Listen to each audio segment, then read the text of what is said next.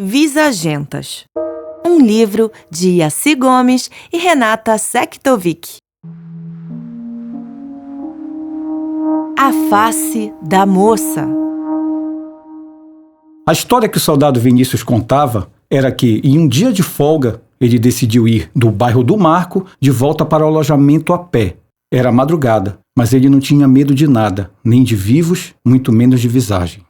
Já chegava ao fim do Almirante Barroso e se aproximava do mercado de São Brás, quando viu uma mulher caminhando lentamente. Usava um vestido branco que ia de ombro a ombro, mostrando os braços morenos e esbeltos. Mulherengo, Vinícius não perdeu tempo. Pôs-se a cantar a moça. O que há, minha filha? Noite tá fria, boa pra fazer neném, hein? Ao que a moça nem respondeu, sequer se virou ao som da voz dele. Só continuou andando lentamente, um andar meio trôpego. Vinícius pensou que estava bêbada e saindo de algum boteco. Passou o braço pelas costas da mulher puxando o assunto, mas ela o respondia com monossílabos, sem vontade de seguir a conversa. Vinícius não aceitava o não. Continuaram andando em direção a Canudos. Ele tentou beijar a mulher várias vezes e ela sempre se virava para o lado. Vinícius sequer conseguia ver como era seu rosto. Não demorou a ficar impaciente e chamou a moça de metida virgem. Tirou o braço das costas dela e tentou pegar-lhe a mão, que estava fria como uma pedra de gelo. Foi aí que Vinícius sentiu pela primeira vez na sua vida adulta um pequeno relance do que podia ser medo. Tu moras longe demais. Quanto falta? E a moça parou. Daqui eu sigo sozinha. Já estamos perto de onde eu moro. Vai embora antes que o mal caia sobre ti. E Vinícius primeiro ficou sério, mas logo começou a rir, embora nervoso. Se é marido, não tenho medo não. Bora, vamos pra tua casa fazer aquele neném. Vai embora. Eu não posso ir contigo e não deves vir comigo. Estou falando para o teu bem. E Vinícius, desta vez, encheu-se de ódio pela mulher que ousava lhe dizer não. Segurou-a violentamente pelo braço e puxou-a, colocando-a bem diante de si. Mas tu não vais me deixar aqui depois de eu ter andado tudo. E a frase morreu nos seus lábios. Vinícius ficou paralisado, procurava os olhos da mulher e não encontrava. Isso porque não havia um rosto ali. No lugar onde deveriam estar olhos, boca, nariz, havia apenas um espaço liso de pele deformada, indiscernível, grotesca. Eu avisei.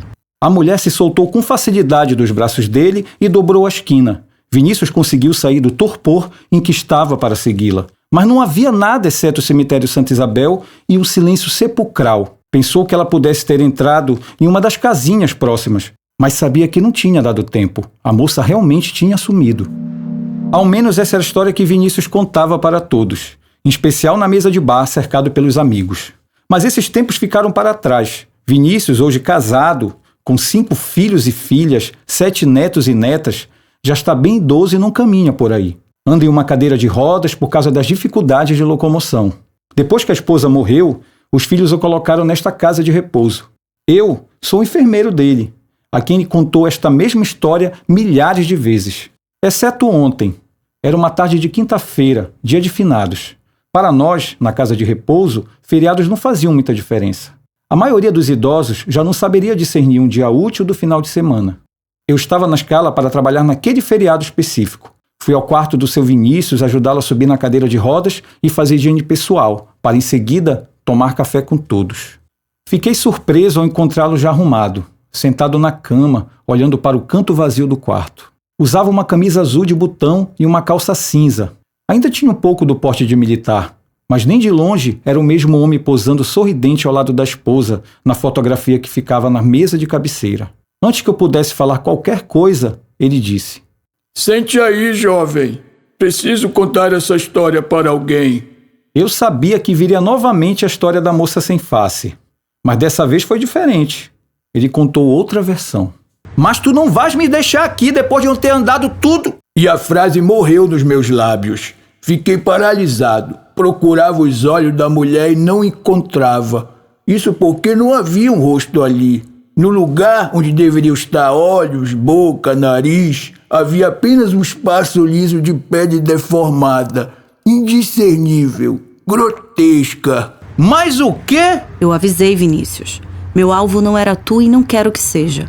Agora vais escutar a minha história e vais me prometer nunca mais retornar a este cemitério e tratar muito bem toda mulher que encontrares. Eu sentia um medo que nunca tinha sentido antes. Ela não tinha boca, mas eu escutava a sua voz perfeitamente dentro da minha cabeça. Um efeito que, se eu não tivesse tão focado em levá-la para a cama, talvez tivesse percebido mais cedo. Eu conhecia aquela voz. Sim, sou eu, Sandra, a esposa do teu amigo Gustavo. Te lembras? Eu estava com Gustavo, apenas algumas horas antes no boteco. Risonho e bêbado, passando a mão na bunda das garçonetes. Sandra? O quê? Sabes bem como. Lembras como eu era bonita?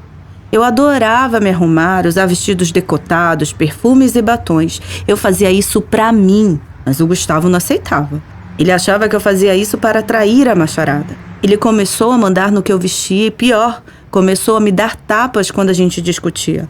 Não demorou para chegar aos socos. Mas tu sabias, né, Vinícius? Uma vez te pedi ajuda, ignoraste. E hoje ainda bebes com ele, mesmo sabendo o que ele fez. Eu fiquei calado, encarando o chão, envergonhado. Era verdade. Várias vezes cheguei para chamar Gustavo para o bar e encontrei Sandra jogada no chão, o nariz sangrando ou com corte no rosto, mancando ou cheia de hematomas. Na primeira vez que a encontrei assim, me abaixei para ajudá-la e ela começou a pedir ajuda. Mas Gustavo apareceu e disse que não era nada demais, que ela havia batido o nariz na porta. Saímos e não falamos mais nada sobre o assunto. Tu não me ajudaste, Vinícius, e a situação só foi piorando. Até que um dia eu disse que ia embora. E o Gustavo fez isso para não me deixar ir. Sim, o teu amigo. Ele me amarrou, me torturou de formas que eu espero que tu nunca saibas. E então ele me matou. Decidiu que já tinha se divertido bastante. Depois que me matou, ele pegou a minha tesoura de costura e tirou meu rosto. Isso mesmo, Vinícius. Ele tirou toda a pele do meu rosto. Tirou meus olhos, lábios, nariz. Foi assim que a minha filha me encontrou. Eu não sabia o que dizer. Só olhava para o chão, sentindo as lágrimas arderem de vergonha nos meus olhos. Sem coragem para encarar o espaço vazio deformado do rosto dela. E agora, Vinícius, tu podes contar essa história por aí e se vangloriar de encontrar uma visagem. Mas tu não vais fazer nada disso enquanto eu não conseguir a minha vingança. Então, ela andou até a porta do cemitério e sumiu lá dentro. Eu ainda fiquei uns bons minutos me tremendo de medo e remorso pelo imbecil que fui. Gustavo sempre me falou que a Sandra tinha morrido em um assalto à casa dele. O caixão tinha sido fechado, mas no fundo eu sabia. Sabia que ele tinha feito aquilo, mas eu não fiz nada para salvar aquela mulher. Caramba, eu inclusive estava dando em cima dela. Cortei a amizade com Gustavo e larguei a vida boêmia. Não levou um mês para encontrarem ele morto em uma arruela de Canudos. Ela não levou o rosto dele, mas levou outra coisa dos países mais baixos. E disseram que ela o tirou quando ele ainda estava vivo. Nunca encontraram o assassino, mas eu sabia quem tinha sido. E agora, mano, ela veio me buscar. Não acho que é vingança de mim. Não, eu só acho que ela precisa que seja aquela tela em branco, a última coisa que eu veja antes de morrer, para nunca esquecer que eu também deixei aquilo chegar onde chegou. Fiquei completamente arrepiado com a história do seu Vinícius, mas não dei muito crédito para a mente já envelhecida. Acalmei-o e fomos para o refeitório tomar café. Ele teve um dia normal, mas trocou o livro que estava lendo por uma tarde do lado de fora, simplesmente encarando o nada, suando no mormaço quente que logo foi substituído por uma chuva torrencial, atípica de novembro. Hoje, quando cheguei para trabalhar, seu Vinícius já estava morto. Fui eu que encontrei seu corpo. Seu rosto estava contorcido num misto de remorso, tristeza e pavor. Declararam causas naturais e eu até quero acreditar. Creio muito mais que ele morreu vendo uma mulher no canto do quarto, de vestido branco de ombro a ombro, o rosto sem feições, mas emanando ódio pelo seu trágico fim.